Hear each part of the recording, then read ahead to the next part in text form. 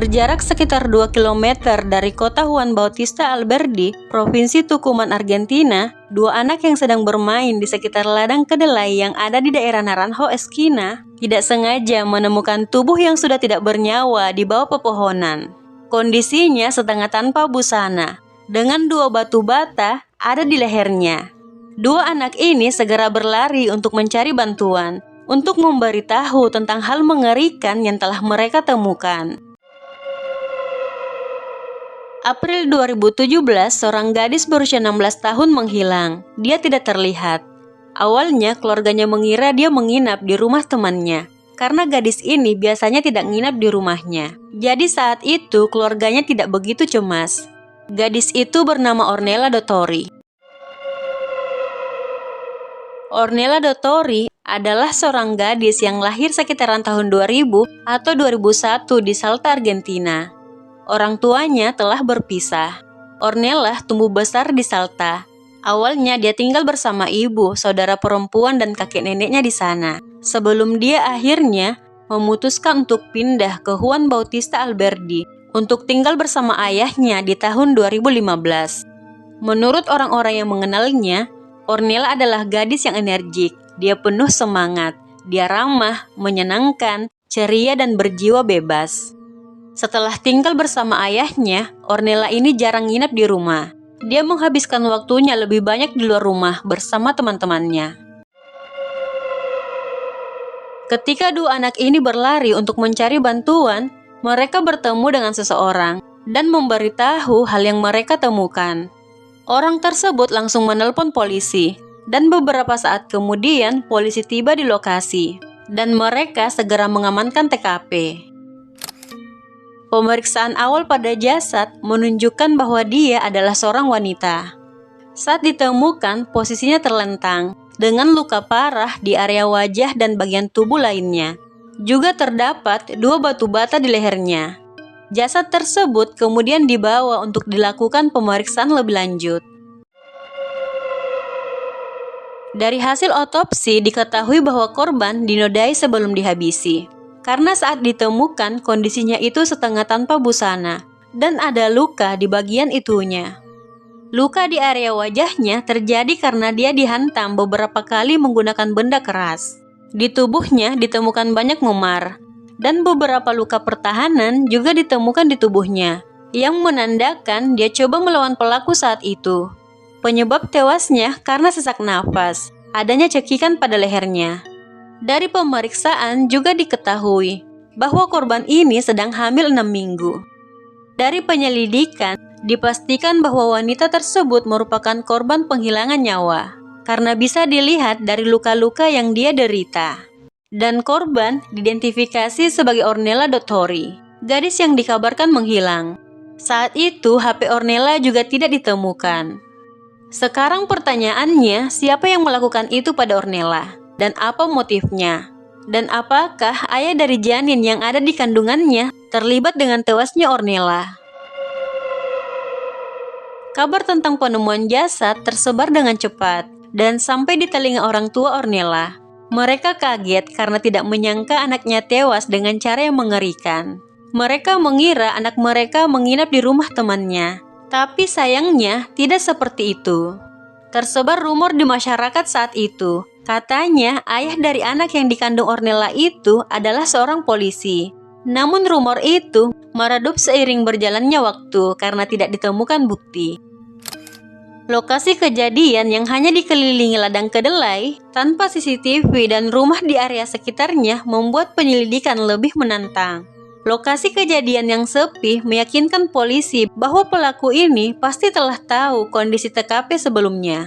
Jadi dia membawa korban ke sana agar tidak ada saksi ataupun bukti, karena area itu hanya dikelilingi ladang. Dari lokasi kejadian, tidak ditemukan petunjuk tentang pelaku, baik sidik jari ataupun rambut. DNA yang diambil dari tubuh Ornella juga tidak langsung keluar hasil pemeriksaannya. Jadi untuk mencari petunjuk, polisi mulai mewawancarai penduduk setempat.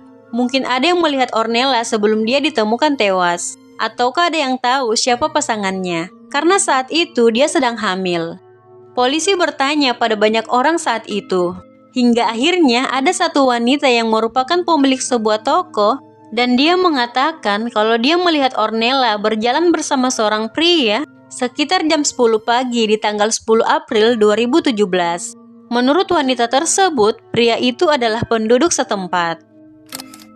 Berbekal informasi tersebut, polisi melakukan pengecekan CCTV di area yang dimaksud wanita tersebut.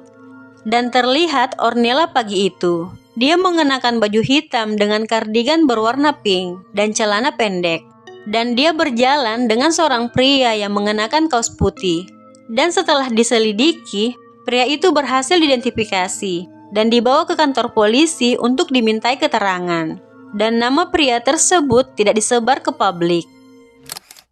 Pria ini menjadi orang yang paling dicurigai pihak kepolisian karena adanya rekaman CCTV yang menunjukkan dia berjalan bersama Ornella sebelum dia ditemukan tewas.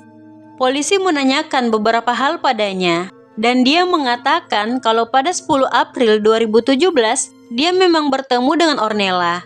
Mereka menghabiskan waktu bersama, dan mereka berpisah di siang hari. Katanya, Ornella saat itu ingin bertemu dengan seseorang. Setelah itu, dia tidak tahu lagi kemana Ornella pergi. Dia sama sekali tidak terlibat pada kejahatan tersebut. Polisi kemudian ke rumah pria ini untuk mengecek, namun tidak ditemukan apapun terkait Ornella. Bahkan bukti fisik yang mengarah padanya juga tidak ditemukan. 18 Mei 2017, kantor polisi kedatangan seseorang yang mengaku membeli sebuah HP dan HP itu katanya milik Ornella. Dia mengatakan dia membelinya dari seseorang yang bernama Gustavo Carretero pada 12 April 2017, sehari setelah jasad Ornella ditemukan.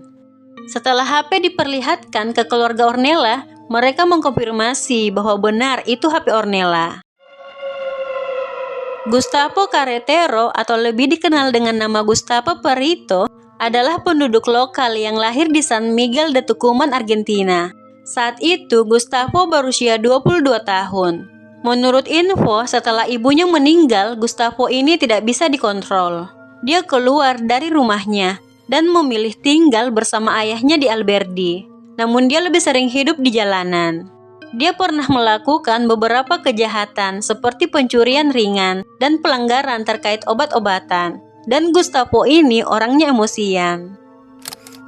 Kini fokus polisi tertuju pada Gustavo. Menurut mereka, kalau dia tidak terlibat, kenapa HP korban ada padanya?